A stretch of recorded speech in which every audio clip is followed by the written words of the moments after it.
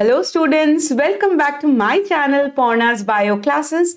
मैं हूं पौर्णा मैम, आपकी एजुकेटर। आप और मैं दोनों मिलके कर रहे हैं आपके नीट एग्जाम की तैयारी। अभी चल रहा है यूनिट 3 सेल स्ट्रक्चर और फंक्शन। इसका जो पहला चैप्टर है cell the basic unit of life, हम अभी वही कवर कर रहे हैं।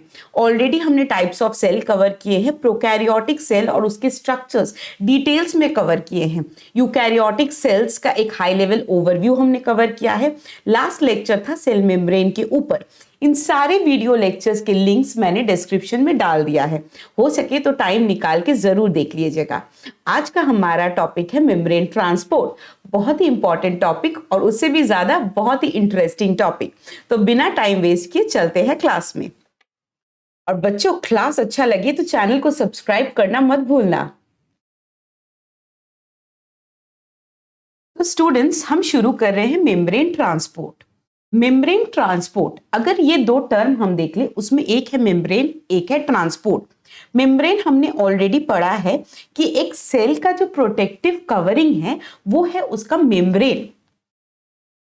मेम्ब्रेन नॉर्मली क्या देखा गया है, फॉस्फोलिपिड से बना होता है बाइलेयर। इसमें आप देख सकते हो कि फॉस्फोलिपिड मॉलिक्यूल्स अरेंज होकर बाइलेयर फॉर्म करते हैं। और कुछ प्रोटीन्स भी होते हैं जो हमने ऑलरेडी पढ़ा है कि कुछ एक्सट्रिंसिक प्रोटीन्स होते हैं, ये जो बाहर की तरफ है, और कुछ इंट्रिंसिक प्रोटीन्स होते हैं जो अंदर की तरफ है।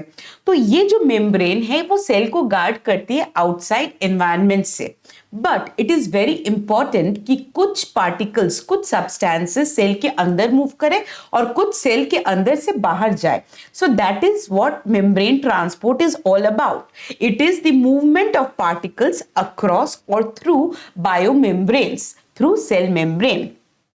अगर हम मेम्ब्रेन ट्रांसपोर्ट को ब्रॉडली क्लासिफाई करें तो दो टाइप के होते हैं। वो एक होता है पैसिव ट्रांसपोर्ट और एक होता है एक्टिव ट्रांसपोर्ट। हम इन डिटेल्स ये दोनों टाइप के ट्रांसपोर्ट पढ़ेंगे। हमारा जो आज का वीडियो लेक्चर है that will concentrate only on passive transport, ताकि वीडियो बहुत ज्यादा लंबा ना हो जाए, क्योंकि हमें कॉन्सेप्ट से समझना है कि क्या है ये passive transport. Before we go into passive transport, ये अगर आप स्कीमेटिक डायग्राम देख लो बच्चों, तो ये जो सेल का जो मेम्ब्रेन है उसका एक एक्सटर्नल है, एक इंटरनल है। तो मूवमेंट दोनों तरफ हो सकता है, बाहर से अंदर, अंदर से बाहर। बहुत सारे फैक्टर्स हैं जो डिटरमाइन करेंगे कि मूवमेंट कहां से कहां होगा। तो आगे चलते हैं। अभी हमने जो कहा कि दो टाइप के प्राइमरीली ट्रांसपोर्ट होते हैं, पैसिव और एक्टिव। अभी हम देख रहे हैं कि पैसिव ट्रांसपोर्ट क्या होता है। पैसिव ट्रांसपोर्ट बच्चों वो होता है जिसमें कोई एनर्जी स्पेंड नहीं होता है। There is no need for energy, no need of ATP, जिसमें एटीपी की जरूरत नहीं पड़ती है, वो अपने आप ही होता है। अपने आप वो क्यों होता है? Because in passive transport substances will always move along concentration gradient. जब भी बच्चों ये टर्म आप देखो, अलोंग, अलोंग मतलब हाई टू लो, मतलब अगर कोई सब्सटेंस, जैसे इस डायग्राम में आप देख सकते हो, ये रेड रेड जो मैंने डॉट्स डाले हैं, सपोज ये कोई मॉलिक्यूल है, कोई सब्सटेंस है, वो जिस साइड में ज्यादा है वो उसका हायर कॉन्सेंट्रेशन हो गया, और मेम्ब्रेन के जिस साइड में वो कम है उस साइड उसका लोअर कॉन्सेंट्रेशन हो गया।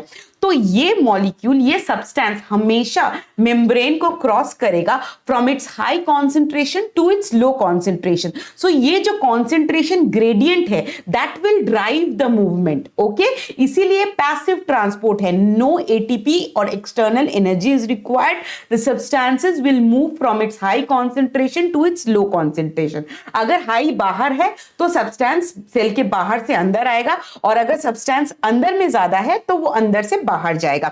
It will solely depend on the concentration gradient.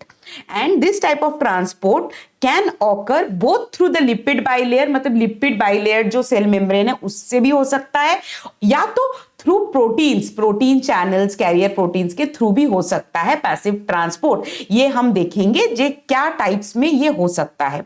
तो पैसिव ट्रांसपोर्ट तीन टाइप के हो सकते हैं। Number 1 is simple diffusion, number 2 is osmosis and number 3 is facilitated diffusion। In details अभी देखते हैं कि ये सारे क्या होते हैं। देखते हैं पहला टाइप का पैसिव ट्रांसपोर्ट जो कि है simple diffusion. So it is a type of passive transport that occurs across the biological membrane. Cell membrane के अक्रॉस होती है, ये एक टाइप की पैसिव ट्रांसपोर्ट होती है. पैसिव ट्रांसपोर्ट मतलब बच्चों क्या? No energy needed. ठीक है. This type of diffusion will mostly be a mode of transport for neutral solutes और लिपिड सॉल्यूबल सब्सटेंसेस, मतलब लिपिड लविंग लिपोफिलिक सब्सटेंसेस या हाइड्रोफोबिक. हाइड्रोफोबिक मतलब वाटर हेटिंग, लिपोफिलिक मतलब लिपिड लविंग. ये type के जो सब्सटेंस है जो अनचार्ज्ड है, मोस्टली लिपिड सॉल्यूबल है या न्यूट्रल है, वो टाइप के सब्सटेंसेस इजीली डिफ्यूज करते हैं across the phospholipid bilayer. This takes place along the concentration. Along मतलब बच्चों मैंने बोला, आप डायग्राम में भी देख सकते हो, from high to low. Cell membrane के जिस साइड में वो सब्सटेंस ज्यादा है वो उसका हाई साइड है, जिस साइड में कम है वो उसका लो साइड है. So always high to low concentration में ये सब्सटेंस मूव करेगी. Mostly it will be neutral substances, uncharged substances, and they will diffuse across the lipid bilayer. ये टाइप के डिफ्यूजन में कोई भी मेम्ब्रेन प्रोटीन की जरूरत नहीं पड़ती है, ना ही एनर्जी की जरूरत पड़ती है, ना ही मेम्ब्रेन प्रोटीन. इसीलिए इसे हम कहते हैं simple diffusion. Substances will simply diffuse from its high to low concentration across the lipid bilayer. ये हो गया हमारा सिंपल डिफ्यूजन. तो बच्चों देख लेते हैं next type of passive transport जो कि है osmosis. So it is also a type of passive transport, मतलब no energy required, no ATP required, that happens across semi-permeable membrane. तो हमारा जो सेल मेम्ब्रेन है that is also a semi-permeable membrane. So osmosis can take place across cell membrane. Membrane transport osmosis से हो सकता है. In osmosis there is diffusion of solvent. हमने already diffusion समझा कि molecules will move from its high to low concentration. तो यहां पे भी डिफ्यूजन होगा, molecules will move, but which molecules? Solvent molecules. So mostly it will be water in physiological condition. Cell वगैरह में सॉल्वेंट मतलब ही water in most of the cases. So water will move from its high concentration to its low concentration. मतलब solute का concentration क्या होगा? मतलब जिस साइड में सॉल्यूट कम है उस साइड में वाटर ज्यादा है. So water will move from low solute to high solute. ठीक है. High water to low water मतलब low solute to high solute. That is the direction of osmosis. It will also take place across concentration gradient of solvent. मतलब solvent के high to low होगा. जिस side में solvent ज्यादा है उस side से मूवमेंट होगी दूसरे साइड में. वो सेल के अंदर से बाहर भी हो सकता है, बाहर से भी अंदर हो सकता है. डिपेंड्स किस साइड में सॉल्वेंट ज्यादा है. जिस साइड में सॉल्वेंट ज्यादा है मूवमेंट वहां से दूसरे साइड में होगी. इसमें भी कोई मेम्ब्रेन प्रोटीन की असिस्टेंस की रिक्वायरमेंट नहीं है. No membrane proteins are needed, no ATP is needed. Osmosis 3 conditions हो सकते हैं ऑस्मोसिस के. Condition 1 hypertonic. हाइपरटोनिक कंडीशन मतलब सेल के आउटसाइड में वाटर इज लेस. सेल के आउटसाइड में water is less. Cells outside environment is hypertonic. In that condition water will move from cells inside to outside and the cell will shrink. This is also called as plasmolysis. इस process को plasmolysis भी बोलते हैं. और इस type के osmosis को हम एक्सॉस्मोसिस बोलते हैं. Exosmosis because water is flowing from cells inside to outside, exterior में जा रही है. सो एक्सॉस्मोसिस बोलते हैं. इस प्रोसेस को हम प्लाज्मोलाइसिस बोलते हैं. Cell will shrink. Condition 2 hypotonic, जिसमें सेल के बाहर में, सेल आउटसाइड में वाटर क्या है? ज्यादा है. वाटर बाहर में ज्यादा है तो वाटर बाहर से अंदर आएगी. इस कंडीशन में cell will swell. This is a type of endosmosis. पहले वाला था एक्सोऑस्मोसिस, जब वाटर बाहर जा रही थी. इसमें वाटर अंदर आ रहा है, so it is endosmosis. Osmosis 2 type के हो सकते हैं, एक्सो और एंडो. एक्सो होगा जब सेल के बाहर का एनवायरनमेंट हाइपरटोनिक है. एंडो होगा जब सेल के बाहर का एनवायरनमेंट हाइपोटोनिक है. आइसोटोनिक मतलब जब सेल के बाहर और अंदर में solvent molecules are at equilibrium. there will be no net movement of solvent or water across the cell membrane. So ये 3 हो गए सिचुएशंस ऑस्मोसिस के. ऑस्मोसिस भी एक टाइप का पैसिव ट्रांसपोर्ट है जिसमें सॉल्वेंट मूव कर रही है across the semi permeable membrane, that is cell membrane. अभी हम देखते हैं third type of passive transport जो कि है facilitated diffusion. It is also a type of passive transport that happens across biological membrane, that happens across cell membrane. It is a mode of transport mostly for charged species या water soluble substance. हमने क्या देखा, simple diffusion से mostly substances जो lipid soluble है वो across lipid bilayer diffuse कर सकती है, सेल के अंदर बाहर जा सकती है across the lipid bilayer of the membrane. But जो substances lipid soluble नहीं है, जो charged species है, जो water soluble है, उनका क्या, तो वो substances will mostly transport through facilitated diffusion. This will also takes place along the concentration gradient, that is high to low, क्योंकि इसमें भी एनर्जी की रिक्वायरमेंट नहीं है. High to low substances will move. The main important thing about facilitated diffusion जो इसको अलग बनाती है from diffusion, from simple diffusion or osmosis, is that this one is mediated by membrane proteins. Channel proteins भी हो सकते हैं या कैरियर्स भी हो सकते हैं.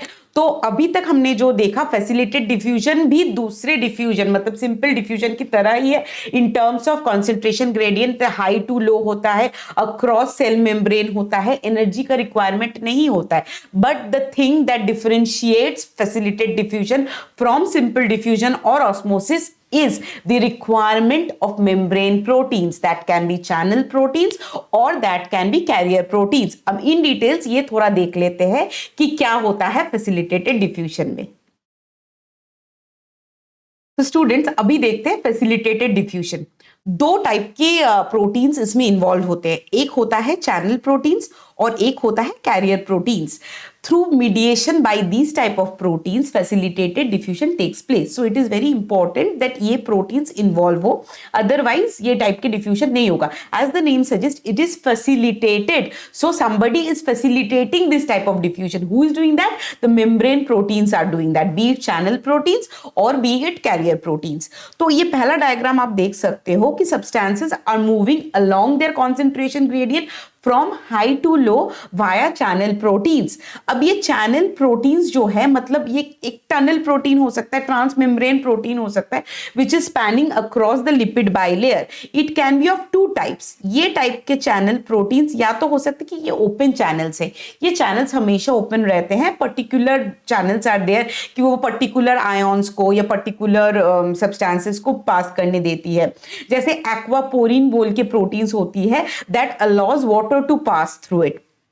सो कुछ चैनल प्रोटीन्स होती है वो जो हमेशा ओपन रहती है और कुछ चैनल प्रोटीन्स होती है जो गेटेड होती है. गेटेड मतलब वो चैनल्स कभी कभी खुलती है, कभी कभी बंद रहती है. There are various stimuli, there are various things which manipulate these channels. They make this channels to open और क्लोज.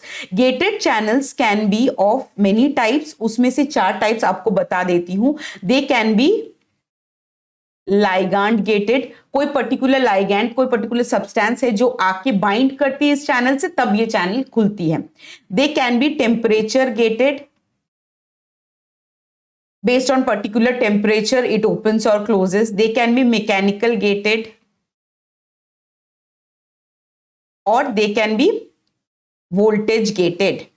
पर्टिकुलर वोल्टेज में ओपन होती है, अब जब वो वोल्टेज चेंज हो जाता है, वो स्टिम्युलाई चला जाता है, so this channels close. So channels can be open channel और gated channels. Gated channels further can be of many types, ligand gated, temperature gated, mechanical gated, voltage gated. So based on these conditions, these gated channels open or close. So this is how facilitated diffusion takes place via channel proteins, tunnel proteins और transmembrane proteins. और एक type का हो सकता है facilitated diffusion, ये next diagram में आप देख सकते हो, that is through carrier protein. हम परमिएसेस भी बोलते हैं. These carrier proteins, they bind to the molecule and they transport the molecule across the membrane.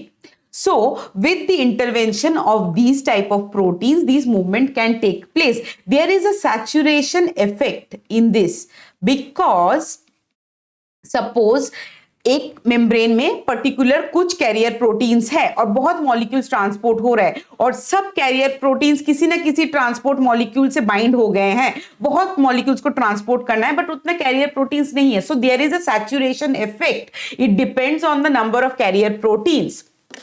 तो ये हो गया हमारा facilitated diffusion. Facilitated diffusion simple diffusion से ज्यादातर देखा गया है रिलेटिवली फास्टर होता है, बिकॉज ये बहुत स्पेसिफिक है, दिस इज रिलेटिवली फास्टर, इसमें मेम्ब्रेन प्रोटीन्स का इन्वॉल्वमेंट होता है। ये था हमारा different types of passive transport. बच्चों आशा करती हूँ आपको थोड़ा क्लियर हो गया होगा आइडिया। हमारा जो दूसरा लेक्चर होगा उसमें हम बात करेंगे next important type of transport, active transport को लेके। तब तक आप पढ़ते रहिए, एग्जाम के प्रिपरेशन जारी रखिए। आपसे बहुत जल्दी मिलती हूँ अगला वाला वीडियो लेक्चर में। Thank you.